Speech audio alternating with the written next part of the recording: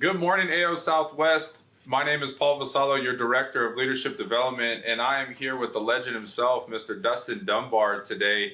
And we're so excited to talk to you about Dunbar and his story and his journey for the amount of success that he's had, but more importantly, the leadership track that he has shown over the course of his career, the trajectory that when he started fresh out of college 12 and a half years ago to where he is as one of the top RGAs in the company, helping lead AO Southwest into a brighter future. We're just very excited to share his story today. And so Dunbar, thank you for being on the podcast today. But I want to introduce Dunbar because most importantly, this guy's resume is one that I'll be here for the next couple of minutes, just forewarning. But we've got a couple of things that we always want to make sure that we address first and foremost.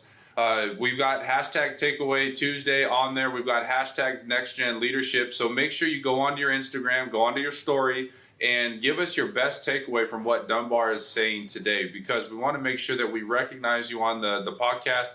Add your stories to the podcast, because ultimately this is for all of you. We want to make sure that the viewership continues to grow so we can get this message from Dunbar out to all of you. And so we're able to do that through our social media platforms, through Facebook, through Instagram. So make sure you do that. Tag Dunbar, tag the agency so we can see it. And then we'll make sure that we start adding those, the top videos of the best takeaways every single week. And so with that being said, we've got July right around the corner. So with that, we've got production month coming up. Keep in mind everything that goes into that. So we want to make sure we're ahead of the curve with that, being early in June and not behind the curve with that. So without further ado, we want to make sure we introduce the man, the myth, the legend himself, Mr. Dustin Dunbar. So he came right out of college into AIL 12 and a half years ago, never had another job, right? Correct, yep. So with that being said, he's moved 6 times. Listen to this,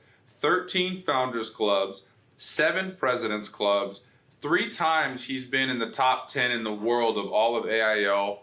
2 times he's been in the top 5 in the world in all of AIL. He's in the $1 Million Club. He said he's going to go for $2 million next month. He is 115,000 away from joining the $2 million club. So, you know, he could mess around and probably do that in a couple of weeks, but he said he's going to get there soon. He is number 18 in the world in all of AIL. He made $33,000 his first year, 6 figures his 4th year and beyond.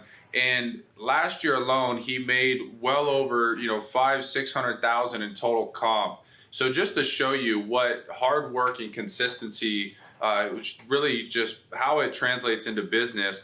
But we're excited to have you on the podcast talking about your journey ultimately and the leadership that you've taken away from this, Dunbar, as such an example of not only consistency, but in our agency, the rock, as Vini Camp always says, the person that anybody and everybody ultimately turns to for ultimately any questions. So thank you for being on the podcast with us today. But just can you tell everybody a little bit about your upbringing and what you did before AIL? Yeah, sure. So most of you guys know, but I grew up in South Dakota, same place Vini Camp grew up. Mm-hmm. And he was on what we call East River. He was on West River. I was on East River, so we're separated by the river. But I grew up in a really small town, about 2,500 people. I had 51 people in my graduating high school class. So, back there, kind of the mentality is you grow up in a small city and you kind of stay there, right? You marry your high school sweetheart and you stay there. And I had a terrific upbringing. My parents were wonderful. My dad was in the military. My mom worked at a school for a while and did a fantastic job. I got a brother, Brady. He's younger, and I got a sister who's older. And, our family in our childhood was fantastic. And one thing I contribute to growing up was the work ethic of like my family, right? So like my dad was in the military and he traveled a lot. And I remember it was about freshman year in high school and he got an opportunity for a promotion, right? Well, the promotion though, he had to move like 100 miles away from like 120 miles away from where we lived. And he didn't want to take us out of school, right? Because we got friends, we're getting into high school, all this stuff. So he made a sacrifice that literally every single week for that entire time, he would get up on Monday morning, drive the 120 miles, stay there all week, and then drive back on Friday. Wow. And, for his family, right? And if I think about hard work and sacrifice as a parent, my parents, one of the best memories I can ever remember is they never missed a sporting event, right? They were at every single sporting event. They're videotaping and everything for their 3 kids. And I think, the sacrifice that they showed me really translated later on in life. Me not even knowing it at the time, but looking back on it, like that was a big thing. Like, hey, they're willing to do this for their family. And it was something that I always remember. And thinking about, hardworking, really teaching me, never disrespect my last name, always be honest, didn't want to work. So upbringing was really, really good. One ironic thing is getting into college. I barely made it into college, first of all. I had to take remedial classes just to get in. And then once in the school, I actually went for graphic design, started off, right? And in graphic design, you got to take art classes in college. Well, it ain't like art classes in high school. And I remember my very first day in one of the art classes, they put this chair up on the table, and they're like, hey, draw the air. So don't draw the chair, but draw the air around the chair. Okay. And I'm like, all right. So I did it, and I was the only one in the class that didn't pass it. So I figured graphic design's not for me, right? So I changed majors, and I went into business Okay. management with an emphasis on marketing. And so I finished with a college degree at University of South Dakota after 4.5 years. And that's about the time that I found out about American Income. So kind of how I came up about American Income is I went to a bachelor party. Mm-hmm. I had a buddy that was getting married, and I drove to Sioux Falls, South Dakota for it, and that's where I met Dustin Dunbar for the first time. Turns Okay. out, we had the same mutual friend, and at that time, he was kind of bringing it up a little bit about a job, and I'm set to graduate in a couple months, right? And then luckily, I spent all my money that I had to get gas money there and hang out. And then, so luckily, I went to his house, we played some poker, I won a couple games, right? And so I had some money to get back, but I just kept bugging him about it. And then about a month later, I seen him at the wedding. Okay. And at the wedding is where, we talked about it a little bit more. And then I went back to school, and about a week before, or 2 weeks before I graduated, I got an email from him. And all the email said was, it was the address, the time to meet, and dress sharp. That's all it said. That was the only details. Those 3 things? Those 3 things. That was the only deal. So I had to go to a department store and have a guy tie my tie for me and get a shirt, and that's when it kind of all started. So Okay. that's kind of my story before. I never had a job before, anything before American Income. This is literally the only thing I've done my entire working career. So, when I think about the American dream and opportunity unlimited, I really feel fortunate and blessed that I've lived it my entire career. So, Yeah. yeah. Well, the legend has it you beat Camp in poker, right? Two games. Yeah, and so that he figured that if you've got that kind of a poker face, you might as well be able to join the Sure. team, right? Yeah. So with that being said, a very simple email, Mm-hmm. not knowing exactly what, where, when. A lot of times I think people get really caught up on like what's the perfect thing to say. Yeah, like details, right? Yeah, Like, but the email said 3 things. What were they? 3 things. It was the location, the time, and dress nice. That's all it said. So you were a personal recruit. Yes, correct. And I think a lot of times it's a great lesson that you can't say the wrong thing to the right person, Mm-hmm. right? And so often, especially in the recruiting process, people overthink, well, man, this person's sharp. Maybe they make more money than me right now, or maybe they're older than I am, or what, my credibility, all of those things, right? But when now you look back 12.5 years, number 18 in the world, you've got a Rolex from the company, so all of these things, you can't say the wrong thing to the right person, right? Yeah.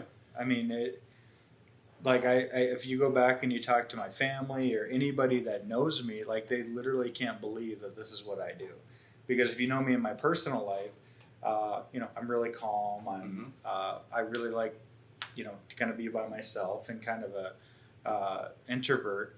But when it's just, I think there's always, I used to party a lot, right? So I was like daytime Dustin and nighttime Dustin. Well, in our business, it's kind of the same thing, right? Yeah. Like I got to have like business Dustin and then my own life. So it's kind of like an alter ego, right? Yeah. When I'm in the field. So, Yeah, be able to flip that switch and know Sure. when to turn it on. So, so with that, would you say that, of course, with your upbringing, you said that you were raised in a beautiful family and you really saw the standard, I think, subconsciously, right? Mm-hmm. When you're a young child, you don't really know what those sacrifices ultimately mean. But now that you have a family and you have children, you were shown that example. And I don't want to speak for you, but you're always known for consistency. Yeah. Right. I mean, when we think of Dunbar, we think about number 18 in the world, just really getting it done week in and week out. Right. And so with that, what would you say to the newest person, the newest talent coming up in our business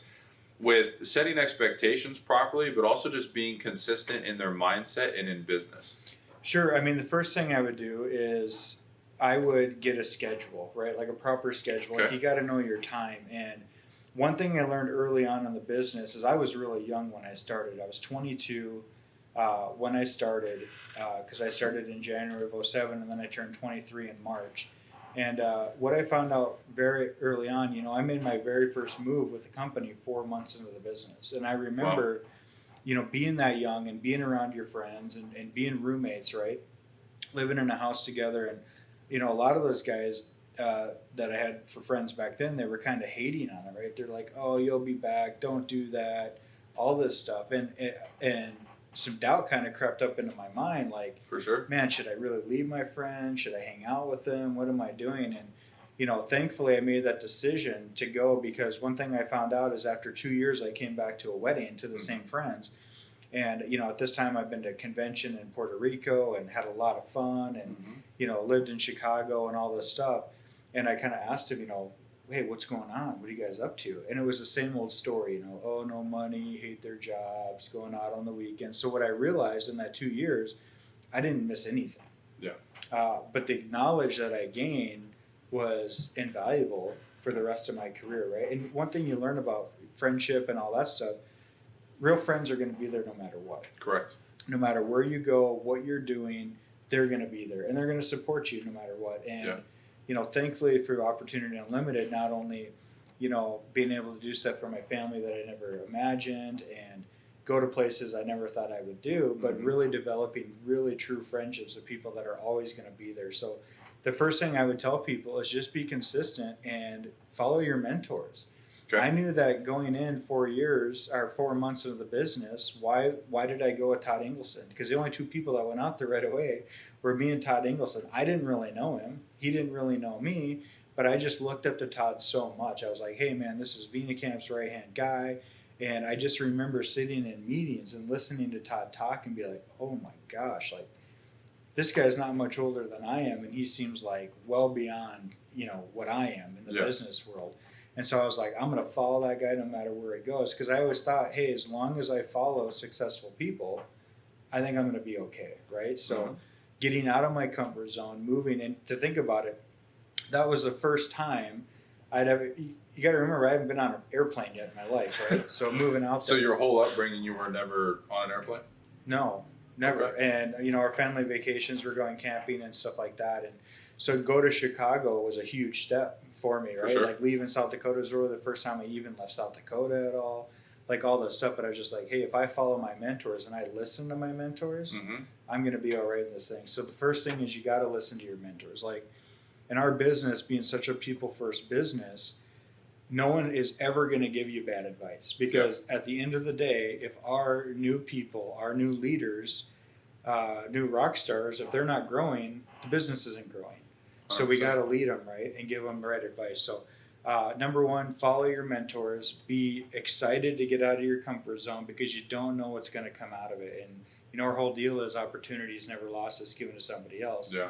And so I always wanted to play offense my whole career and go wherever there was opportunity. And I just thought, hey, you know what? If I'm a team player and I'm always willing to help out and I'm willing to be there, someday it's all going to come fold and really pay off. And it has in a big time, right? So, in a big way. One, when you talk about setting expectations properly, though, it kind of ties into you got away from some negative influences that at the beginning put doubt in your mind. Correct. Yes. But unfortunately, it's the people that are closest to us sometimes that can hurt us the most, right? And so with that being said, a lot of times, in hindsight, it's easy to say, right? Because you can look back and say, wow, look at the growth that I experienced and all of these things. But when you're brand new in the business, it's hard to see that the people who care about you the most can ultimately be the things that stymie your growth the most. Sure. So what would you say about setting expectations for friends and family or spouses or parents or something like that in the early stages of people's career to help them get on the right path for success? Yeah, I think it really comes down to a proper schedule. Like, if you're put together well and you got a schedule and it's something where you're just not, throwing caution into the wind and you're not just kind of going with the motion, you actually have a schedule. And so what I mean by a schedule for new people is get a schedule, book your free time. So if you got buddies in town, if you got a family vacation, no matter what you got coming on, schedule it. You Okay. got to get that out of the way, and that not only sets expectations with, you know, the people around you, but if you are married, if you got a family, it sets expectations there. You know, if you go on date nights, which you should be going on date nights, book your date nights and say, hey, this is my date night. Good. Family time, you book it, because it's not always about the quantity of it, but it really is about the quality of the time that you spend. Well, how do we get that quality? Well, we get it by scheduling it, right? So For sure. I learned early on to schedule my days and to schedule my time. And when I started, I wasn't good, right? But I always wanted to play offense. So the biggest thing, you know, for me, if we go really far back into my beginnings, is I always just took ownership right from the beginning. So number one, you got to take ownership right away. Don't wait for people to tell you what to do. Play offense and go get it. I at that time the script was 13 pages. I memorized it in 3 days. And you know, I always ask all the time. I go around to new people and I say, how many times? Hey, have you shot your final video yet? And they're like, no, not yet. And then they shoot one video and then they send it to Randy. Well, on my 4th day when I shot my final video, I shot it 7 times because I wanted it word for word perfect, right? So I gave it to my essay at the time, and then I told him, I said, hey, I know people that need this. Can I go present to them? I wanted to go on my warm market. Yeah. And I think I did it just kind of out of fear, right? Like it was like a fight or flight reaction. Like, hey, I'd rather go practice in front of people I know so that I'm ready for people I don't know, right? And one thing I love about our company is we have resources. So you know, people don't need to be running for me at the family reunion. But on the flip side, hey, if I got a brother or sister or I got an aunt and uncle and I don't even share it with them and something happens, like I'd feel pretty guilty about Shame that. on you, So, right? yeah. So I went back there. I sat in front of 5 people. All 5 people enrolled.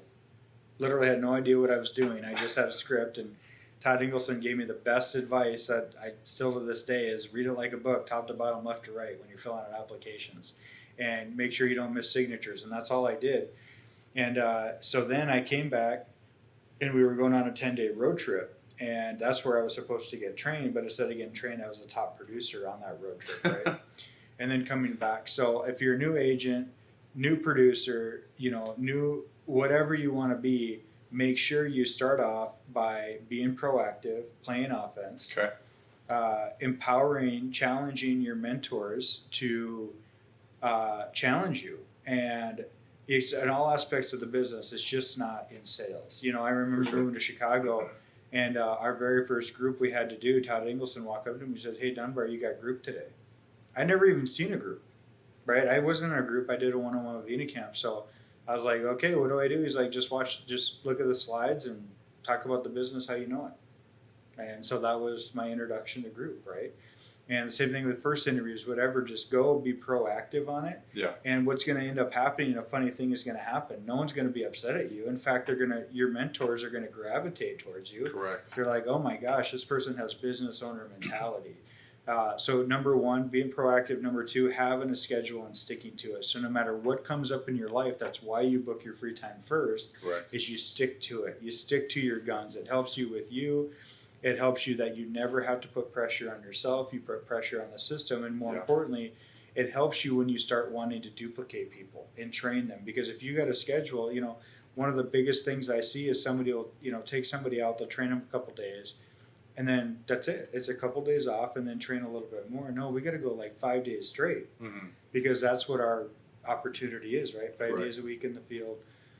Opportunity unlimited. So getting schedule, setting expectations at home, saying, hey, during training, I'm going to put in long hours, but don't worry, it's all going to pay off, right? But when you tell people it's going to pay off or you make promises, you better upkeep it, right? Because if you don't, that's when they're going to get upset, and rightfully they should be upset. You're the one that said it, not them. Correct. So setting expectations, having a good schedule, and play offense. Like, don't wait to be told, just do it. And what's going to happen is no one's going to be upset. They're going to gravitate towards you. Absolutely. Yeah. With your 4th year in the business, that's kind of where the shift came, right? Yes. Because you sat down with Vini Camp and you guys said that, hey, let's go after something big. Let's do something big. Yeah. Now, you kind of just talked about this, taking ownership and really what comes of that. Yeah. But what happened when you finally made a decision to just go for it and just do it? what did that do for your business? But not only for your business, what did that do for your life moving forward? Yeah, so I think a lot of people, when they look back or they look at the accolades or the awards or this and that, I think sometimes they think that you've just been good your entire career, right?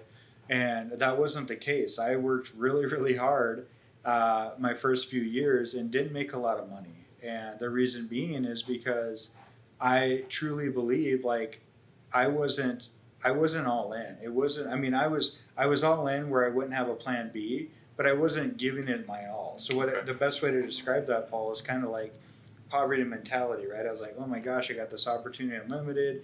I can write my own paycheck, and then I write enough to pay the bills and have a little bit left over, and then I just kind of flutter in the wind until, oh no, here comes bills again, right? So then I go back to work, and at times we think that's great, you know, because bills are paid, food's on the table, and you're just kind of going through the motions. But that's not really what Opportunity Unlimited is all about. And so my fourth year in the business is when I sat down with VinaCamp, and we had a meeting in Missoula. I remember where I was at. And, he's like, you need to do something special, and it'll change your life.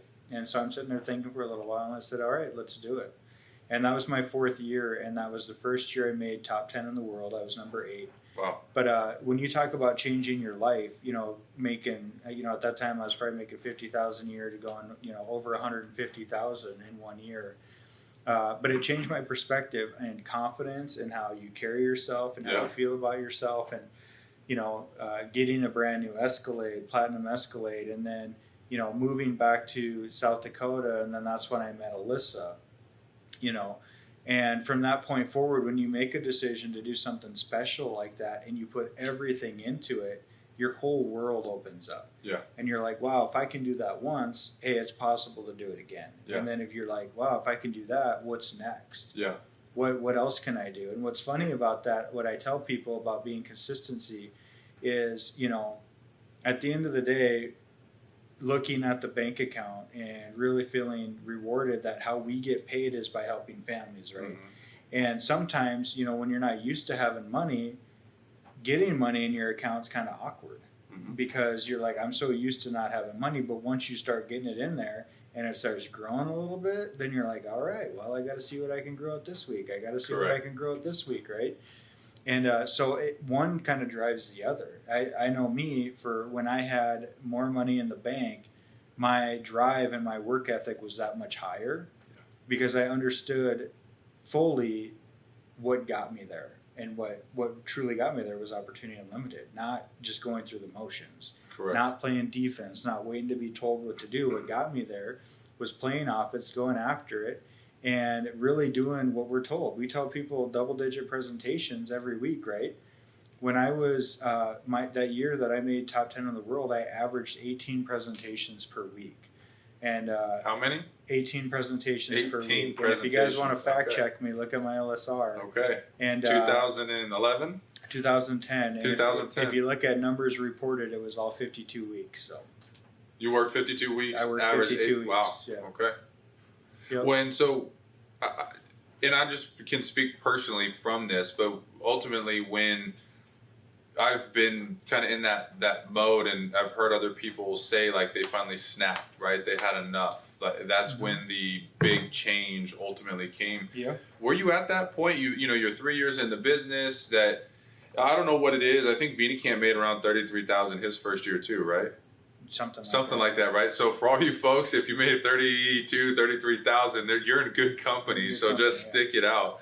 But were you at that point like, man, something's got to change, something's got to give? For sure. I know I'm capable of more. And did you finally reach that snapping point of, okay, I know I can do more? Yeah. And then you finally went and proved it to yourself? Yeah, I don't know how else to say this, but like at the point I was kind of feeling like a loser, kind of like a fraud. Here we are, we got this great company. There's a lot of people making a lot of money, making a big impact, helping a lot of people, and I'm just kind of going through the motions. And the thing is, what really drives you nuts is what I love about our company is when people generally tell you, hey, your potential is limitless. Yeah. You know what I mean? And when you don't believe it and they do, it's not good. But when you hear it from enough people, you sit there thinking like, geez, maybe I am. I need to live up to this, right? So what I love about where we're at right now in our organization is people don't need to wait 4 years to make six figures. We have so many people making six figures their very first year starting off. And why is it? Well, products are better, training is better. We have HP Pro, we have eApp, we have all of this stuff that makes it so much easier today. I shouldn't say easier, but simpler today than it was back then. Correct. And but no matter how many systems and processes we have, you still have to have the drive and the integrity and to want to do it week in and week out. And that's why your why is so important. Like you got to have a why. And for the people out there that are just starting off, get that why is so important, and get that 10-year dream with your mentor. Yeah. Because when I did that 10-year dream, I did that right before I had that really big year, my first time. And what's funny is, we call it a 10-year dream, but essentially almost everything on that 10-year dream came true in that 1 year. Like when I made a decision to go out and really do something special. So having their why, and they need to understand that as they go through the journey, their why may change, right? Yeah. You may get married, you may have kids, all this stuff may change, but whatever it is, just keep grinding and listen to your mentors. Well, and that's one thing Vinny Camp always says is, when your why is high, the price is low. Yeah. Right? The kind of the Red Sea somewhat splits. Just there's clarity in making that all-in decision of just, okay, let's go make this happen. So you've moved 6 times in total, correct? Yes. And the most recent one, people probably would have called the craziest. Just built the dream home. Yeah. Alyssa's pregnant with your first or second? Second child. Second child. Raising her first one. Raising the first one, pregnant with the second, finishing school. Full-time nursing. Full-time nursing school. And Dunbar moves to Arizona. Yes. And so, obviously, just the toll that took on the family, you guys had to be on board with that. And that obviously plays such a big role in that. But what have you learned from taking the opportunity to move 6 times, because there's so much growth as a man in business, right? In just new territory, new places, no familiar faces except maybe the people you move with. Correct. What would you say in hindsight that you really took away the most from those moves, and to be able to speak to the next wave of talent that is going to be moving as we open up more territories? What can they kind of expect to learn, and how can they grow from those types of moves?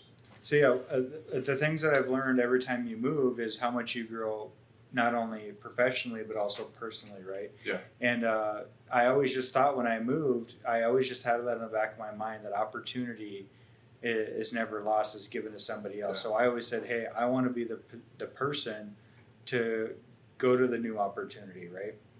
And at the very least, hopefully the company looks at me and says, hey, that's somebody we can count on, and they're doing a good job. For sure. And that's really what I always wanted to. And again, it goes back to looking at my mentors, right? I had Dustin Camp, he moved a lot. I had Todd Ingleson, he moved a lot. And one of the things, going back, and one of the things that people are blessed about here is we're in a big territory, right? Like, look at our territories. We have Phoenix, we got Dallas, we have Chicago, some of the biggest cities in North America. You know, when you start your agency in a city of a population of 100,000 people, you're different. Yeah, I even thought I had a big opportunity back then, right? So to get to a bigger city, for sure, like that's all I wanted, because you hear Vinicamp talk about population and territory, and that's where I really wanted to be to grow things. And it just, every move that I had, I just looked at it as an opportunity to do more and to make a bigger impact. And each one was trying and each one was testing, but each one I came out better than what I went in. For sure. And, this last one to Arizona, although it being the most difficult for me and my family being apart, it goes back, when your why is big enough, the price is low. Yeah. And, I think a lot of people, didn't know if we could make it or any of this stuff. But when you got a wife that's on board with the mission and you're on board with the mission, it makes life a heck of a lot easier. Correct. And, if she was here, she would tell you that it was the best decision we ever made in our lives coming down here. And the opportunity that, not only given me and my wife, but also our 2 children to open them up. And I think anybody that is in a position where they can move, take the opportunity, because it will really, really change your life. And it's, again, what you make of it, right? Mm-hmm. Playing offense. So one thing I've learned in 12 and a half years in this business is never prejudge the territory, never prejudge the leads, because at the end of the day, people are people. And it doesn't matter whether they live in the woods, they live in the desert, they live in the middle of the city. People are people at the end of the day. Can you imagine 3.5 years ago or so where you are, where we are as an agency, $100 million vision, when you got the phone call that says, hey, I need you by my side from ViniCamp? Yeah.